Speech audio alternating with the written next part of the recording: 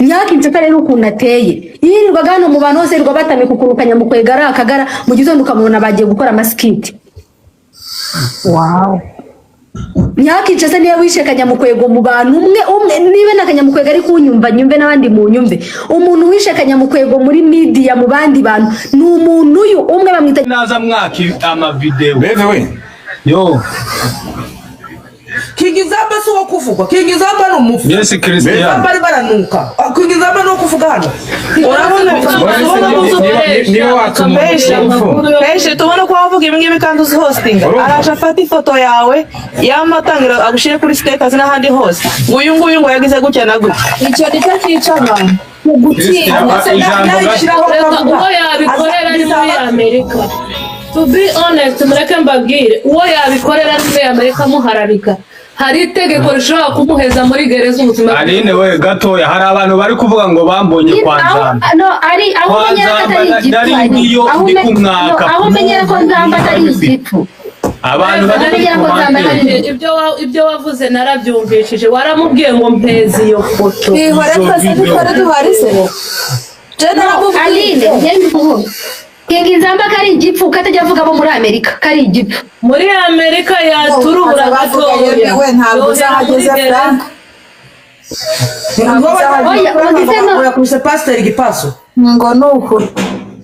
Ese bikwaye makuru kai naje ndi muri Arizona ariko aya makuru ari we nayumvanye na none se Kingizamba ibyo avuga barukuri suki tugira nkaho gihimba akamufata umuntu ngo uyu ngo gwa sida ngo ateye abana babandi ngo amasida ngo uyu ari kintu kizima Kingizamba azavuga uriya ahubwo ko ari kimonyo nta kuntu jawe nashira hamwe jawe nashengira ubwoba ndabaye si umuntu hagurukiye abakozi b'Imana ni satani yamutumye yafikiye umuntu tukino twapfuye nubwo mubona yizirika ngiye na Kingizamba twapfuye Christophe niwe twapfuye yavuze kuko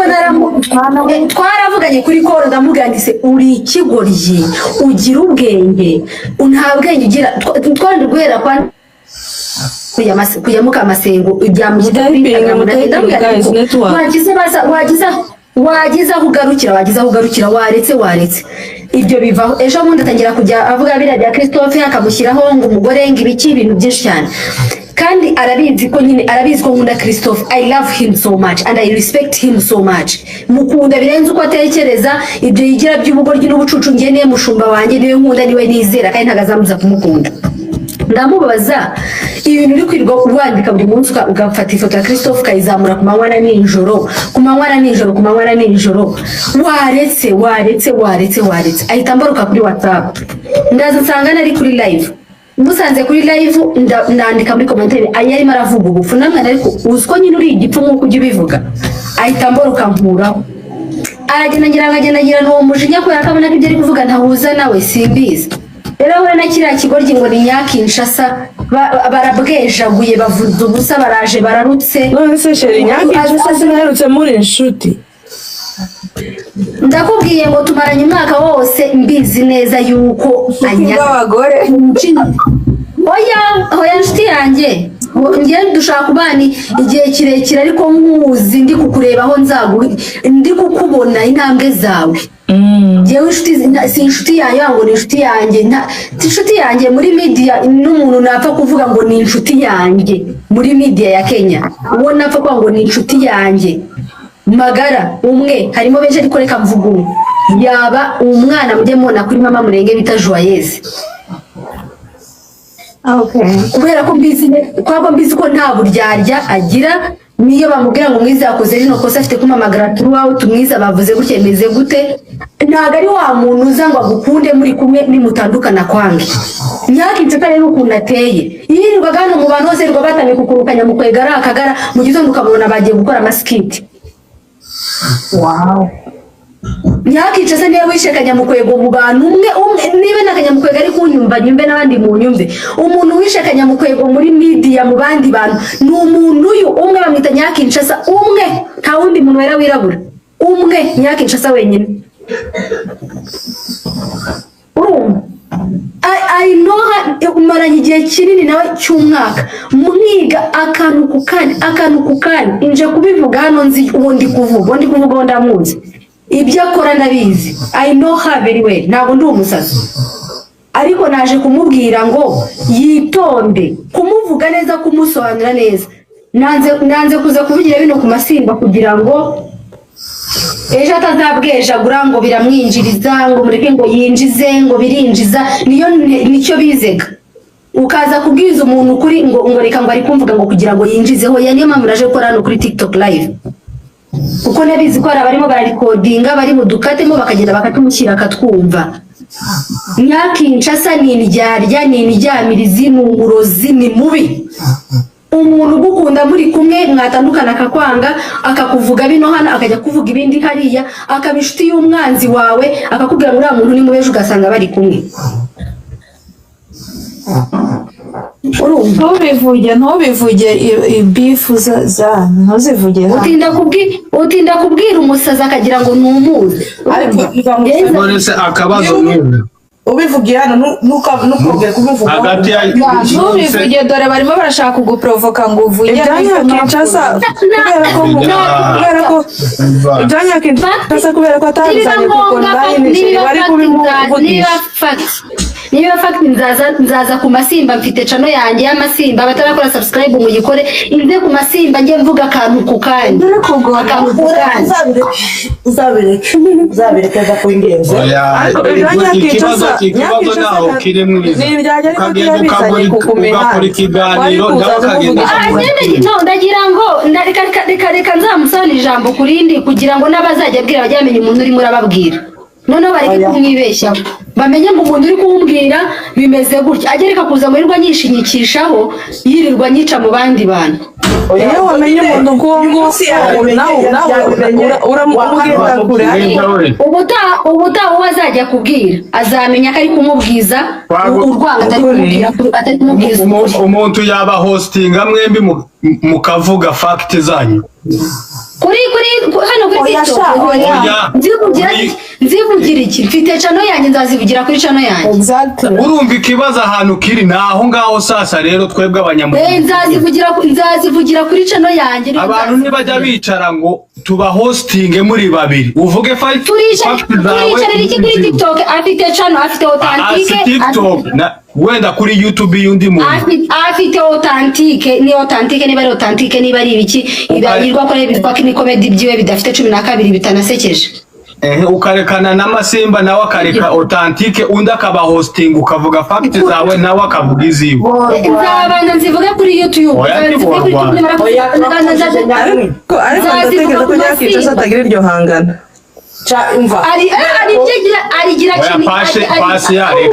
ashobora kuba arifite ku ruhande reka satani reka ukuzimu reka kugushimagiza kugira iryo hangana kurusha nambe natwe turaza tukabivuga ndavuga ko atazabitwereka twebwe abamuzi rero baramuzi aho kugira ngo ugiye muri hangana rimeze nk'iry'inzoka y'inshira inge chini ya maji muri inbox z'abantu ndi guconganisha abantu ndi kuvuga abantu naza hano ukamenya ngo Mwiza yavuze iki si yose kamenya icyo Mwiza yavuze siko bimeze ejo bakazavuga ngo Mwiza yavuze iki ngiki apana kwirirwa mu tubox tw'abantu uri kubwejagura uri kuvuga Mwiza nakagara Mwiza nindaya Mwiza na se uvuga ubusu bwejagura uvuga fucking umwanya yagafasha ari kugenda arimo arajya akine komeda ashaka ibidusetsa nico kibazo nakibajije Nzamba wabaye akagara ryari nzabigusobanurira ngiye sindakagara urumva neza ni ibyo propaganda byabo icyo kicucu cya Kinshasa cyangenze y'inshuro 1500 ngo nze nguvuge ngo nyamubyeyi ngo nakagara kandi nyamubyeyi ari inshuti yanjye jewe cyebye byo kagara nibindeba ntaho ndumva nyamubyeyi avuga ngo nakagara kandi nyamubyeyi ni inshuti yanjye imwe idafite no guhinduka kandi giye ntago ubwonko bwanjye butekerezwa n'ubwa Kinshasa uriya mu direct ntago ubwenge bwanjye we uriya musenzi yanekereza ngayowe azagenda yibora bino bicucu bya Kayore na hehe arusha ubwenge jewe nta kintu anyoboraho nta kintu umukeneyeho gituma nge Kinshasa nyobora ntacyo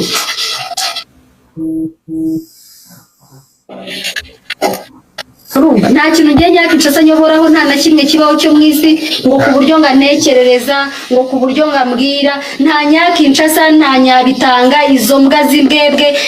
nta ba debut ntaki mfite umutwe wanjye ukora neza nditekerereza umeze neza ndisubiriza ngiye ntagukiramo ngo runaka ngo vuga runaka imvugo nashatse kuvuga mfite impamvu muvuga rero mu gihe wananiye kunkoresha byakunaniye kuza no kuvuga ubuta ngo mfite ngo umupuri wa Nyamwiza agenda umurye musongurisha ubutsima azubundi bazi ko ntawugira bazi iyo agiye kunyara gukoresha iki ubundi bazi ko uri umugabo ariko wivuga gutyo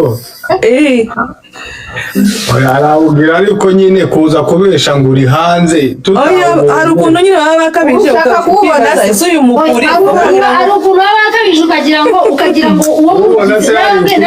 ariko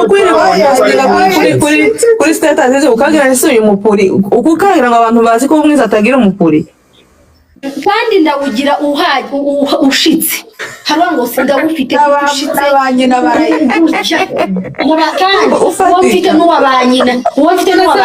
rwose ni kimwe imbwa zize uzazirwa zibwejagura ngo uyu ni indaya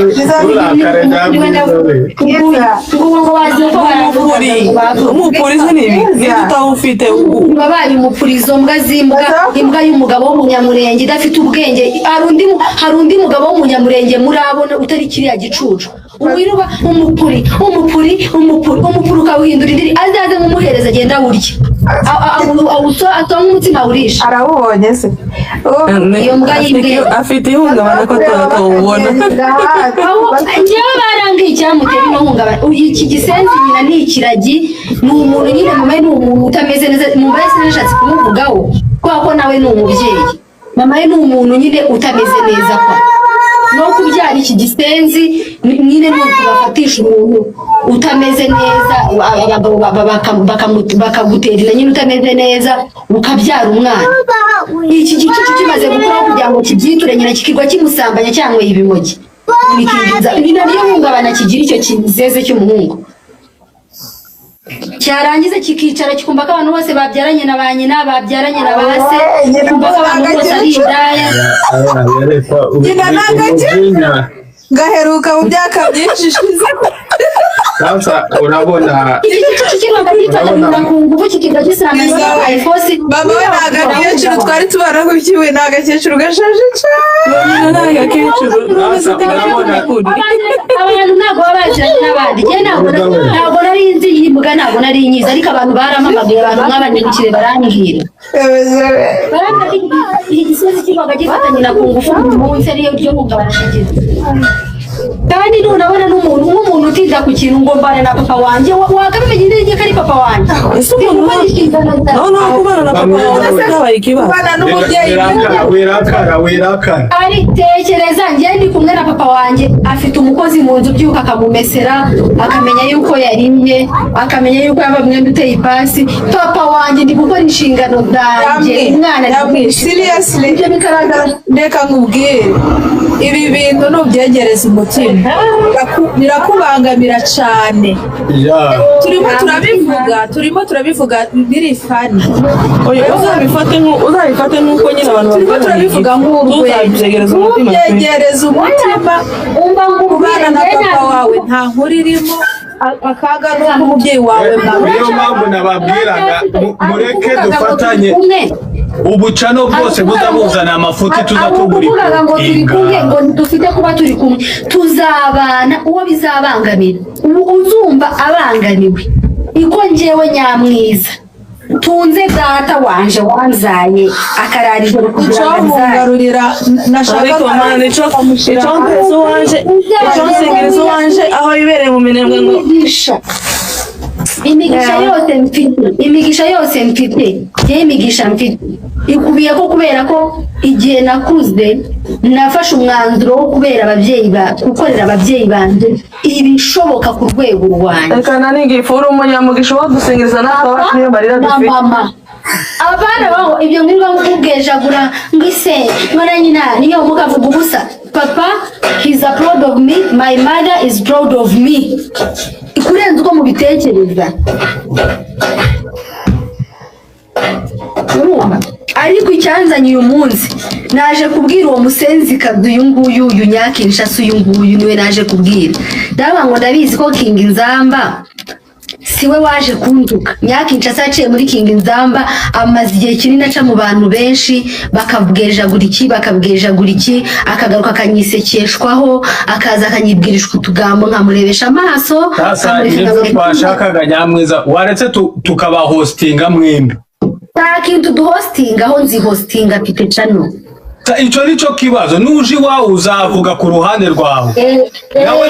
naje wiwe azavuga mu ruhande rwiwe none ibyago byiwe yirirwa mvuga nabi muri Amerika nazi ko abakunzi banjye benshi baba muri Amerika amakoro yagiye akabwejagura akavuga ubusa bakagaruka kanga ariko shahu we tariko mutoma wazamutse koko umva mubwire Nyamwiza we kora ibintu byiza ukomeze ukora ibintu byiza mu by'ukuri ibintu bakuvuzeho bitari byo tibikagucira ishati antaje ati byanshire naje kubabwira mwe nk'abafana banjye